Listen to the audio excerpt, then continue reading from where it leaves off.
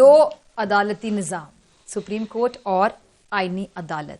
تو اگر ہم بات کریں دونوں کی تو آگے جا کے آپ کو لگتا ہے کہ قانونی تضادات یا جو ادارہ جاتی ایک تصادم کا میں لفظ استعمال کروں تو پھر آپ کو نظر آئے گا کہ پیدا ہو رہی ہے ایسی صورتحال؟ دیکھیں ڈاکٹر صاحبہ، جو سول سروس ہے اس کا عدلیہ سے کمپیریزن نہیں کیا جا سکتا. اوکے، جو جج اسلام آباد ہائی کورٹ میں تعینات ہوتا ہے اس سے حلف بھی اسی طرح سے لیا جاتا ہے کہ میں بطور جج اسلام آباد ہائی کورٹ میری اپوائنٹمنٹ ہے، اور وہ اوتھ لیتا ہے لاہور ہائی کورٹ، سندھ، بلوچستان، کے پی. اب یہ دونوں میں ڈسٹنکشن آ گئی. ٹھیک ہے. اب سول سروس یا بیوروکریسی کو تو بائی ورچو آف ایک جگہ سے دوسری جگہ، چونکہ اس کا سول سٹرکچر ہی ایسا ہے، یہ جج تو آتا ہی اس ہائی کورٹ میں ہے، اور اس کی بنیادی وجہ جو ہے اس کی اپنی جو ایز اے جج اس کی جاب کی سیکیورٹی ہے کہ اس کو انسرٹینٹی نہیں ہو، تاکہ وہ فری مائنڈ اور دلیری کے ساتھ آزاد منش آئین اور قانون کے اوپر وہ فیصلے دے سکے.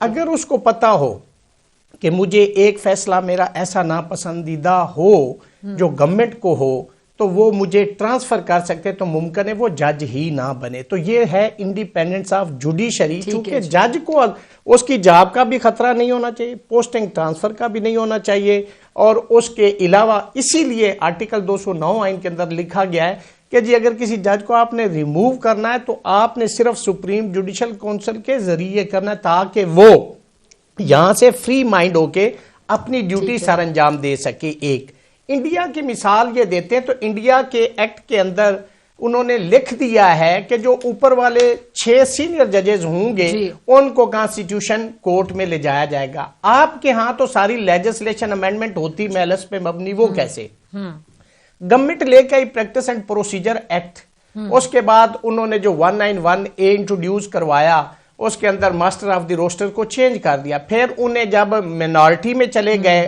فائز عیسیٰ صاحب موصوف، جنہوں نے اس عدالت کا اس سپریم کورٹ نکالا، تو انہیں ایک آرڈیننس لانا پڑا اور اس میں ڈسکریشن دینی پڑی کہ آپ ایک مزید جج اپنی مرضی سے کمیٹی میں شامل گئے. پھر ترمیمی آرڈیننس لانا پڑا، پھر 26ویں ترمیم آ گئی، اب 27ویں آ گئی. انڈیا کے ساتھ یا سعودی عرب کے ساتھ یا چائنا کے ساتھ یا نارتھ کوریا کے ساتھ آپ اپنے نظام کا کمپیریزن نہیں کر سکتے. آپ مثالیں دیتے آسٹریلیا کی، یو کے کی، یورپ کی، پیرس کی. آپ کے اسلام آباد کیپٹل ہے، وہاں پہ آپ گیس نہیں دے سکتے، آپ بجلی نہیں دے سکتے، آپ چھلانگیں لگاتے ہیں آسمان کی طرف، اور یہاں پہ جو بنیادی ضروریات ہیں وہ کمپیریزن اس سوسائٹی کے ساتھ آپ نہیں کر سکتے. اگلی بات میں تھوڑا سا اس کو کنکلوڈ کرنا چاہ رہا ہوں. سوال پوچھوں گی. جی اب جو نئی کورٹ انہوں نے بنا دیے، دیکھیں ایڈوائزری جورسڈکشن، اپلیٹ جورسڈکشن، اور اس کے علاوہ ریویو جورسڈکشن، اور آرٹیکل 189 کے کانسٹیٹیوشن کورٹ کی ججمنٹ باقی کورٹ پہ بائنڈنگ ہوگی تو وہ سپریم کورٹ پہ بھی ہوگی. تو یہ تو سپریم کورٹ جو ہے یہ تو ایک سمجھ لے کہ سول جج کے فیصلے کے خلاف جیسے اپیل ڈسٹرکٹ جج سنتا ہے، یہی ہائی کورٹ کے کسی فیصلے کے خلاف اپیل سپریم کورٹ سنے گا. ان کے پاس کانسٹیٹیوشن کے تحت دیے ہوئے اختیارات ان کے پاس نہیں ہے. ایک آخری بات ڈاکٹر صاحب، آخری بات، کوئی بھی سپریم کورٹ میں کیس جاتا ہے، آپ کوئی بھی لے کے جائیں، آپ کسی حق شفا کا کیس اس کے اندر آپ آرٹیکل کوئی آئین کا لکھ دیتے تو وہ تو کانسٹیٹیوشن میٹر ہوگا، وہ تو سپریم کورٹ وہ بھی نہیں جائے گا. اس کا مطلب ہے کہ آپ نے کانسٹیٹیوشن کوڈ بنا کے آپ نے سپریم کورٹ آف پاکستان کو ریڈنڈنٹ کر دیا. میرا یہ موقف ہے اس لیے کہ جو کانسٹیٹیوشن کورٹ ہوگی اس کے تمام فیصلے، اور پھر آپ نے آرٹیکل 184 جو بنیادی ایک آرٹیکل تھا ان کے اندر، آپ نے وہ ختم کر دیا ہے. دیکھیں ایک اگر چیف جسٹس نے غلط استعمال کر لیا یا اوور ریچنگ کر لی، آپ نے اس کا مقصد ہے کہ آپ نے وہ 184(3) کو غلط قرار دیا اور آپ نے ختم کر دیا ہے. آج پاکستان کے اندر بنیادی حقوق کا کوئی مسئلہ کھڑا ہو جائے، حکومت اس سے چشم پوشی کرے تو لوگ کہاں جائیں گے؟ عدالت میں جائیں گے، یا عدالت اس پہ ایکشن لے سکتی تھی. اب وہ بھی آپ نے ڈپرائیو کر دیا جو پبلک ایٹ لارج کا ایشو ہے. تو میری ذاتی رائے میں چونکہ عدلیہ کو کنٹرول کرنے کے لیے حکومت نے یہ کوڈ بنائی ہے. 187 کیسز ہیں کانسٹیٹیوشن میٹر، سپریم کورٹ میں 60,000 کیسز پینڈنگ پڑے ہوئے ہیں. اگر آپ نے جوڈیشل ریفارم لانا تھا تو نیچے متحد عدلیہ میں 30 لاکھ کیسز آپ نے کون سا جوڈیشل ریفارم لایا، کون سا آپ نے بل پاس کیا ہے جو for the welfare and in the interest of general public ہے. چلیں آپ کا پوائنٹ ہوا گیا بڑا کلیئر. ٹھیک، ریاست اعداد صاحب میں آپ کی طرف آنا چاہوں گی. ابھی یہ جو کچھ ججز جو استعفیٰ دے چکے ہیں اور سننے میں آ رہا ہے کہ جس اسپیکر پنجاب اسمبلی میں کہ یہ سلسلہ بھی جاری رہے گا اور استعفے بھی آ رہے ہیں. تو پھر اگر یہ سلسلہ جاری رہے گا تو پھر مزید بحران کی طرف ہم نہیں جائیں گے. دوسرا میرا سوال یہ تھا کہ ٹھیک ہے تمام ججز جو ہیں ان کے پاس پورا اختیار ہے, کوئی اپنے اصولی موقع پر اگر ڈٹ کے استعفیٰ دیتا ہے اس کی مرضی, ان کو جس طرح سمجھ آتا ہے, جو نہیں دیتا استعفیٰ جو کنٹینیو کرتا ہے ان کو وہ چیز اس طرح سمجھ آتی ہے. سب کے پاس آزادی ہے, آپ کے جس طرح نام میں ریاست تحریک آزاد آتا ہے. اچھا لیکن ایک سوال یہ ہے کہ جس طرح حتر مین اللہ صاحب پہ بھی تنقید ہو رہی ہے, نون لیگ کی طرف سے بڑی تنقید کی جا رہی ہے, تو ان کے تو کچھ فیصلے ایسے بھی ہوں گے جس طرح فار ایگزامپل جب نواز شریف کو ضمانت دی گئی تھی اسٹامپ پر شہباز شریف, تو اس ٹائم پہ یہ فیصلہ حتر مین اللہ صاحب کا ہی تھا. تو سیاسی ٹولہ بھی کہہ دیا جائے کسی کو, اور یہ صرف میں ان کے حوالے سے بات نہیں کری, تمام پارٹیاں ایسے کرتی ہیں کہ تنقید کی جاتی ہے, مطلب فیصلوں کو متنازع بنا دیا جاتا ہے. پی ٹی آئی بھی بہت سے وکلاء بہت سے ججز کے بارے میں ایسی بات کرتی ہے, حالانکہ ان ججز نے پی ٹی آئی کے حق میں بھی فیصلے دیے ہوں گے. تو وہی بات کہ میٹھا میٹھا ہپ کڑوا کڑوا تھو.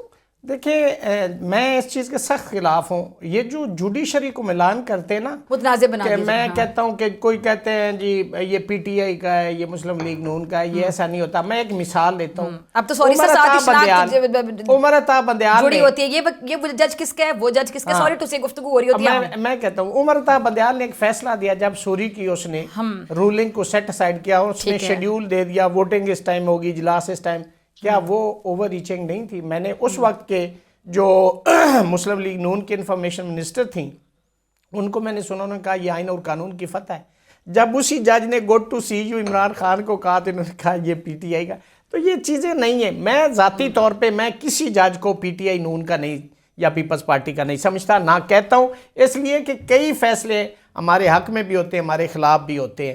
جہاں تک عطر من اللہ صاحب کا معاملہ ہے, آپ نے کہا کہ ان کو بھی کریٹیسائز کیا جا رہا ہے, تو جب میاں صاحب باہر تشریف لے گئے تھے تو اس پہ عطر من اللہ صاحب کی وہ ججمنٹ تھی. تو یہ باتیں یہ کہنا یہ بہت چھوٹی ہوتی. اب آ جائے ریزگنیشن کی طرف. دیکھیں انہوں نے آئین کے اندر رہتے ہوئے ریزسٹ کیا, شاید ہم بھی یہ امید کرتے رہے.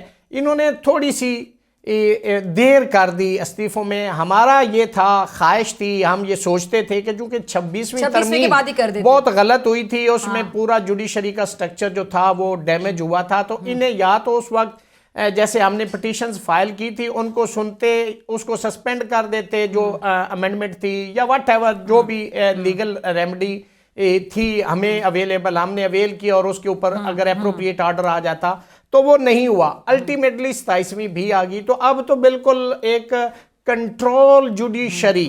دیکھیں مجھے ایک چیز بتائیں, آج اگر وہ کھڑے بھی رہے تو جیسے انہوں نے آرٹیکل 200 کے اندر سے کنسنٹ کا لفظ ہٹا دیا ہے, تو اب ایک جج کو اٹھا کے سبی, ایک کو بلوچستان, ایک کو رجحان جمالی, ایک کو چیچوں کی ملیاں بھیج دیا جائے گا, تو وہ کیوں کرے گا؟